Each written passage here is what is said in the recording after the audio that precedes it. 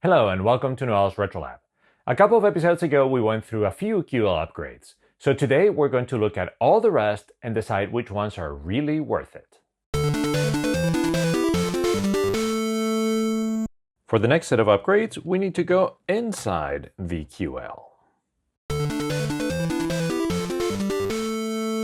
This particular upgrade was already installed, and I thought of taking it out and installing it during the episode, but it's actually soldered in. So this is a ROM replacement for the default ROMs of the Sinclair QL. These are those two chips right here.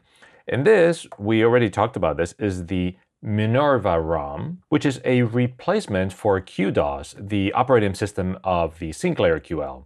So notice how the replacement ROM is just one chip, but the existing ROMs were two different chips. That's because one of those was 32K and the other one was 16K, and we replace it with a 64K chip. So we actually have 16K to spare. The Minerva ROM is a full re-implementation of QDOS, the original operating system that comes with the QL. It's written by the QView team made out of just 3 people: Jonathan Oakley, Stuart McKnight, and Lawrence Reeves. Also, for the curious, the full source code is available on Lawrence's website. You can find the link in the description. So what does Minerva offer over the default ROM that comes with the QL? The first thing is lots of bug fixes and performance improvements. I don't know of any specific bug fixes, so I can't really test those, but I'll take people's word for that one. Since it mentions performance improvements, I wonder if my basic benchmark runs any faster. It's a very narrow test, since it mostly deals with memory access and basic token interpretation, but let's try it anyway.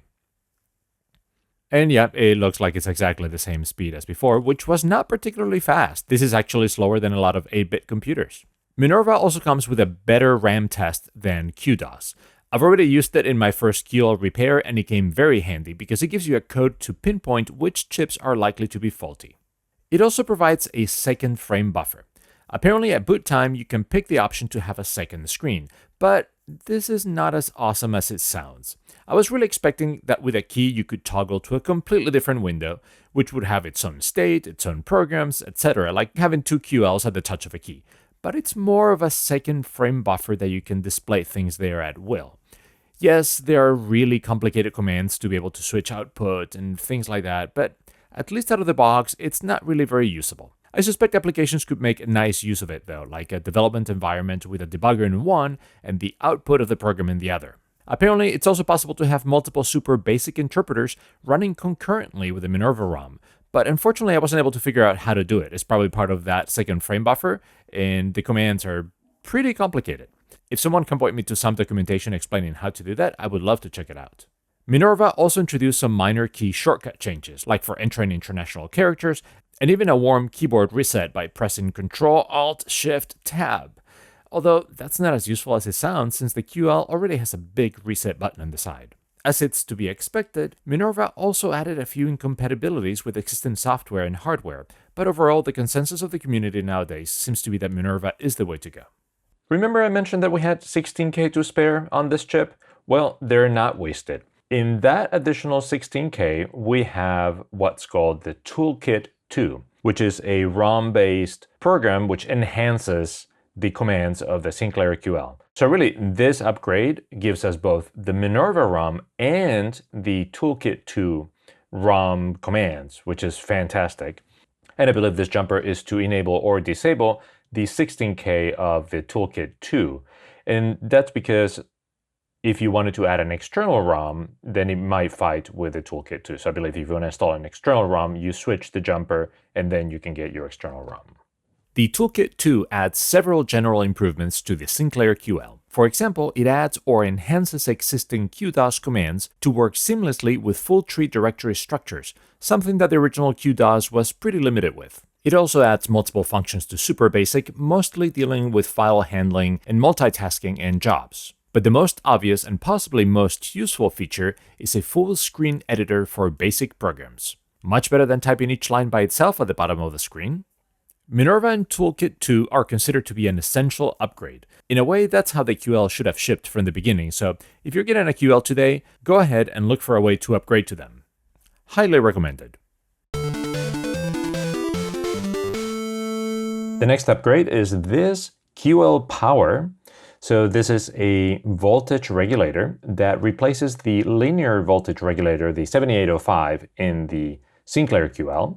The reason you might want to replace the voltage regulator in the Sinclair QL is that it releases a lot of heat. The way linear regulators work is that they're fed a higher voltage than what they're supposed to output. They dissipate some of that energy in the form of heat, and then they produce a pretty stable voltage at the correct rating. So in this case, we probably feed it about 9 volts DC and it outputs 5 volts DC. Something like this is a switching voltage regulator, and it doesn't dissipate much in the form of heat. Instead, what it does is it switches the input voltage on and off repeatedly, very quickly, and with the help of a couple capacitors, it actually produces a lower voltage without really having to dissipate anything. There's nothing hugely special about this particular voltage regulator. You could use some other ones straight off the shelf, like these, but this one has 3 advantages in particular. The first one is that it's pin compatible with the 7805 in the QL already, so it's a straight drop-in replacement, which is great. The second one is that it probably makes less noise and less interference than some of the other voltage regulators that haven't been specifically designed for the QL.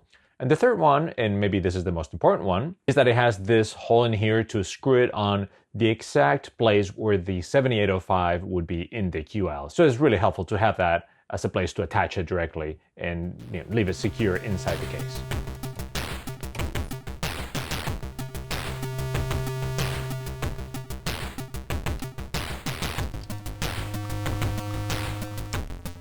And that's it. And the heat dissipator, you don't need this at all anymore, so you can save it in a drawer somewhere. So let's test the new voltage regulator, and oh, that doesn't look very good. There's some interference lines going diagonally up and to the right, and those weren't there before. Let's try this from a capture device instead of pointing the camera at the TV. And yeah, same thing, those lines are still there. I don't know how much you can see this in the final video, but they're definitely very noticeable in real life. So now I'm really curious. I really expected that regulator to be pretty noise-free. Will the tracker power one be any better? And check it out. Solid blue background without a bit of interference. That's a surprise. Now, I don't recommend this particular tracker regulator because it's only rated for 1 amp, and the QL, once you start loading it with expansions like we're doing, could consume more than that. So you really should get the 2 amp version to be safe. Well, that was a bit disappointing. I was really hoping that the device specifically created for the QL would introduce less noise than a generic switching voltage regulator. At first I thought maybe it has something to do with my TV, but that's not the case because these last images, I captured them directly with a capture device without even going through the TV. So that has to be happening at the level of the board itself on the QL where the image is generated. As you can imagine, I can't recommend the actual QL power regulator, but I definitely recommend switching out the 7805 for a modern voltage regulator that doesn't generate noise. The next upgrade comes very neatly in a paper envelope. Clearly this was the way it was packaged at the time. So this is the Hermes coprocessor. This is a replacement chip for the Intel coprocessor in the QL board. That coprocessor takes care of things like sound, keyboard input, and maybe joystick input, and I think also I/O from serial ports. And it has a series of problems that this chip attempts to fix. So this is really interesting. That comes with the documentation and a floppy disk, which I don't know what it has in it. And this documentation is really cool. Like, it explains exactly what the problems are with the 8049, that's the name of the Intel coprocessor.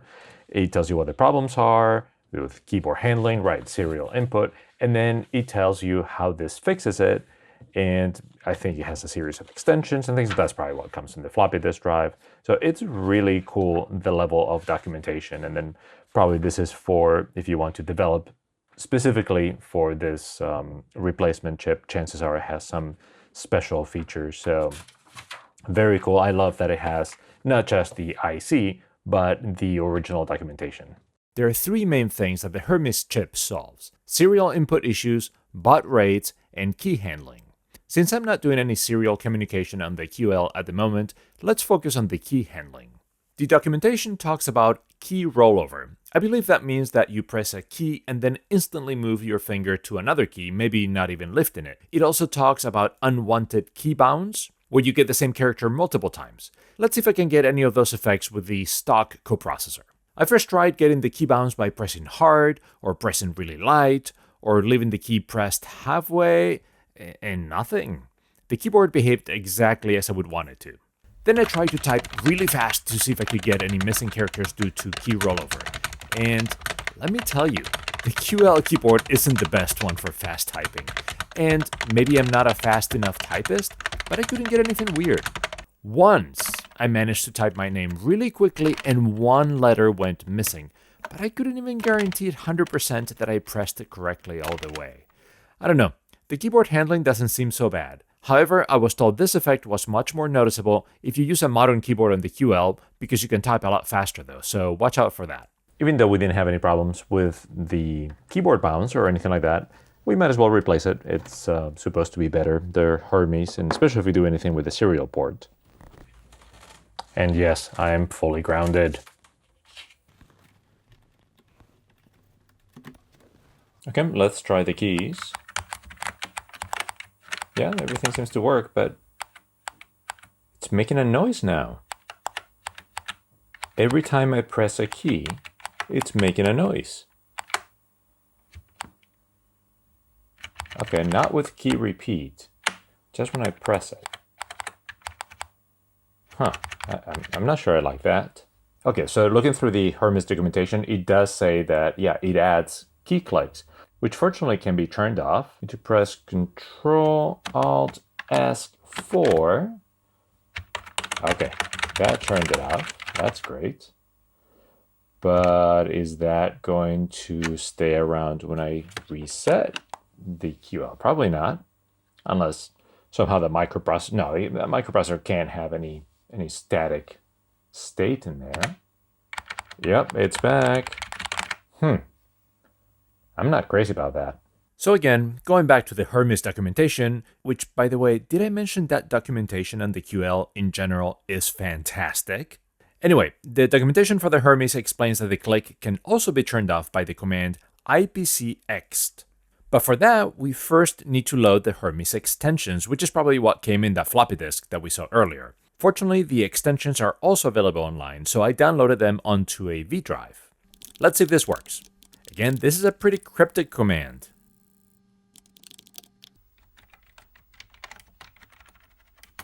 And yeah, that worked and stopped the sound. The reason I did this is that I believe I should be able to create a basic program with those commands. Then I can save it as boot and it will be executed automatically whenever I turn the QL on with that micro drive connected. Let's see.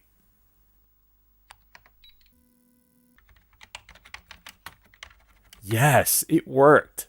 It added a few more seconds to the startup time, but the clicking noise is gone. Obviously, it won't work if you boot straight into a program, but at least I'm happy it's possible to do that. So the verdict for the Hermes chip is a qualified recommended. You may not need it, but it won't hurt to have it, unless you hate clicking noise as you type, that is. This is the next upgrade, and this is an internal 512 RAM expansion. So it looks very simple, and just looking at the chips, we see this is an HM628512. I didn't know what it was from those numbers either, but I looked it up, and that is indeed 512 RAM chip. This, I don't know, I imagine it's some kind of logic for decoding addresses and deciding when to send things here. And this, what is this big chip? 68008. So this is a whole CPU. Now, the reason we have a CPU here is because of how this goes inside the board. When you make a RAM expansion for the Sinclair QL, you have a variety of possible approaches. One of them could be to add it here in this huge expansion on the side of the board. And that's fine, but then it would not allow you to connect other things unless somehow you had them chaining each other, which would be not very practical. For this particular approach, what they chose to do was to fit the whole expansion on the CPU socket. The idea is that we remove the CPU completely, like that, and plug this in. Well, supposedly we could plug in the same CPU. It doesn't matter. They're not really different. I just happen to have one there, so I don't have to remove them. And then we pretty much plug this straight in here. There's only one added little thing, which is that we need to connect this pin over here to, what is it, DSMCL or something like that. That's a signal that comes from the ULIs on the board that I believe orchestrates the access to memory. So obviously the memory expansion needs to know about that. Other than that, the only signals it needs are the CPU. That's why it can just fit right there. And there you go. That was really easy. It was just that one cable, and it fits right in the socket of the CPU. One thing to notice is that this is only a 512K expansion. I believe the Sinclair QL can address up to 4 megabytes of RAM. Once you go beyond that, I read that it gets more complicated, and typically expansions like over 512 tend to be the ones that you put on the side. And those are often combined with other things like floppy disk controllers or other kind of functionality. So anyway, so this is really cool. It's standalone. I love that kind of stuff. So let's see if we have now the full 640K. I can see it's taking longer to boot up, so that's a good sign. And there you go. It detects the full 640K. That was easy. Now the big question is, what can we do with this extra memory? The obvious answer is more of the same. We can have longer documents in Quill, or we can compile bigger programs while holding everything in memory. And those things are useful, but they aren't really compelling things that make you go out and get a RAM expansion. Things get more interesting when you realize that the Sinclair QL supports hard drives, and just the file allocation table for a moderately sized hard drive will have a hard time fitting in that amount of RAM. Also, a very commonplace utility like unzip will struggle to work with just 128K of RAM. But where it really gets more exciting is when we start talking about the QL pointer environment. The pointer environment is a set of extensions that allow the QL to have an actual cursor pointer controlled by a mouse or a keyboard. It is the foundation to then use one of the many window managers available for the QL. Think of them as something somewhat similar to OS2 or a really early version of Windows. In order to run that, you definitely need some kind of RAM expansion, and it's even possible that 512K isn't enough. I hope to be able to have a look at the QL pointer environment in the future. So I think a RAM expansion is definitely recommended. I still don't have a good feel for what size is enough, but 512K seems like a good first step. And the final upgrade for today is this disk interface. So this is an original, so this is the Kempson, it's a Kempson interface from 1985. And this cleanly connects in that expansion slot on the side of the QL. It comes with its own ROM, which will install a toolkit with commands to let you interface with the floppy disk. And this is a standard 3.5 floppy disk drive cable connector. So we should just be able to slide it in through here. And that's it, installed. That's nice. It sticks out a little bit, but it's not bad at all. I'm going to use this double density drive to test the disk controller. This came out of an Amiga that I replaced it with a Gotek, an external Amiga drive. But so it's perfect for this. It's double density. I don't believe the QL supports high density, or at least certainly this controller doesn't. And it should be pretty straightforward. I'm going to use this regular floppy disk cable to connect the two. And in particular, this one doesn't have any of those, cut and patch, or I don't know what you call it. Pretty much, in most PC floppy disk cables, they have a couple of cables that go to a different connector. And I believe that's for the hardwire drive A, B selection or something like that. So in this particular case, we just want a flat cable without any of those things. It's keyed, so you know which side is up. And something in there, there's a little notch for the cable to go through. Like that. The data cable is not enough. So in order to use the drive, we need to connect a power cable. And in particular, it needs to feed 5 volts and 12 volts. Now, this is not a PC, so we don't have readily available floppy disk power connectors like we do or we used to do in most PCs. So we need to come up with something that will feed this drive. And when you're talking about generating stable, reliable DC voltages, you can't go too wrong with a Meanwell power supply. This one connects directly to main in here, and I believe this even works with 120 volts. It doesn't have to be 220 like the European standard. This one outputs 5 volts in one rail, up to 6 amps, so that's a lot. And 12 volts in the other one, 2 amps is plenty. We could probably hook up multiple of these. Since I don't want to be running lots of wires from here to the drive, what I did is I repurposed an old USB cable. It conveniently had 4 wires internally, so technically we only needed 3 since the 2 ground leads are the same. And then on the other end, I connected it to the type of connector for floppy disk power connectors.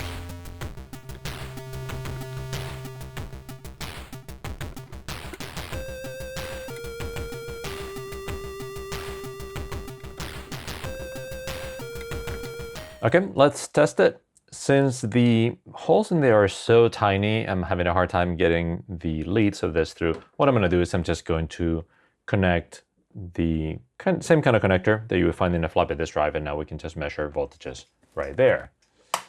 So let's see. The 2 middle ones should be ground, and this should be 5 volts. Perfect. And this one should be 12. Close enough. Okay, I think we're good to go. Let's turn it on. Okay, we get a light. Oh, and it just did something. So I suspect the controller recognized the drive and it just sent some initialization commands. Let's see, to access the drive, it acts as a different device, but this one is FLP1. So if I do dir FLP1, does it say just not found? It didn't do anything. So let's put a disk in there, Sinclair QL chess. Let's try that again. Yeah, it's accessing that. There we go. Perfect. So this looks very much like the macro drive contents with a boot file and everything. So let's try running that.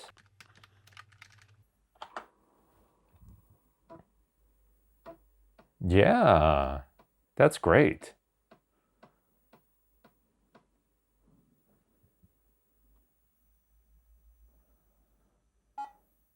Perfect. And it loaded really quickly. The microdrives were not bad, but it takes a while looking for the files and everything. And I didn't have this particular one in microdrive, but I felt this loaded really quickly.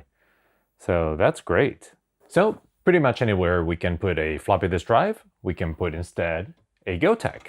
I'm sure you've seen it in some other video before, but a Gotek is a floppy disk drive emulator.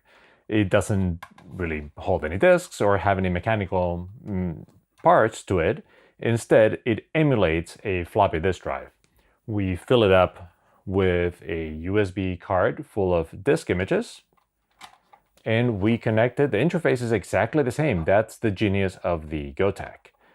We connect it the same way, and the QL will think that it's talking to a regular floppy disk drive. We also need to power it. In this case, it only needs 5 volts. So I just rigged a USB cable to feed only 5 volts. We don't need the 12. We could use the same one as before, and I'm sure the 12 volt rail there is not connected to anything, but I'd rather not power up all of that power supply just for that. And let's see if this works with the QL. Okay, let's turn it on. And we see the little window that comes on and it tells us which image is selected. Now the question is the QL going to detect it? Dir FLP1, and wow, right away we get the answer. This is just a blank test image that I had loaded, and I loaded other ones. So let's see. All right, for example, I really want to see loading the quill from disk. I was able to get a disk image with the QL, which is the word processor, and we've loaded that from microdrive, from emulated microdrive. So I want to see, first of all, what it looks like in there. I imagine it's very similar amount of files. Yeah, so quick. Yeah, this looks very, very much the same as the microdrive. So let's launch that boot file and let's just compare, see how fast it is, this versus the other. This came up pretty quickly already. Wow, that was it? This was a fraction of the time that it took in microdrive. This was much, much faster. And the Gotek is not trying to be faster than usual. The Gotek is emulating a disk access. So it's not like this is instant by any means. Wow, that was awesome. So what do I think of the disk controller as an upgrade for the QL? There's no doubt that using software from disks is a lot faster and more convenient than microdrives. I would even pick an emulated disk drive over an emulated microdrive. But there's a problem. There just isn't that much QL software available for disks out there. There are lots for microdrive, which is the natural storage medium of the QL, and then it seems that technology mostly jumped directly to hard drives and floppy disks barely made an impact on the QL ecosystem. So because of that, I would rate the disk controller upgrade just as a nice to have, but certainly not essential. Before you consider a disk controller, I would definitely get a V drive. So those are all the upgrades I had prepared for today for the Sinclair QL. It's already looking like a totally new machine. Between the memory expansion and the floppy disk controller and the Gotek, it's just becoming much more usable. There are many more upgrades that are possible in the QL though, so I'm hoping to cover some of those in a future episode, along with also having a look at some of the best pieces of software and games available for this machine. Anyway, I hope you enjoyed the episode. If so, please give it a thumbs up and subscribe to the channel. Until next video, see you then. If you enjoyed this video, please consider supporting Noel's Retro Lab on Patreon or joining the membership on YouTube. Not only is that the best way to support this channel and allow me to continue making more videos, but you also get some extra perks like early access, ad-free videos, and more. Thank you again to all the supporters. See you next time.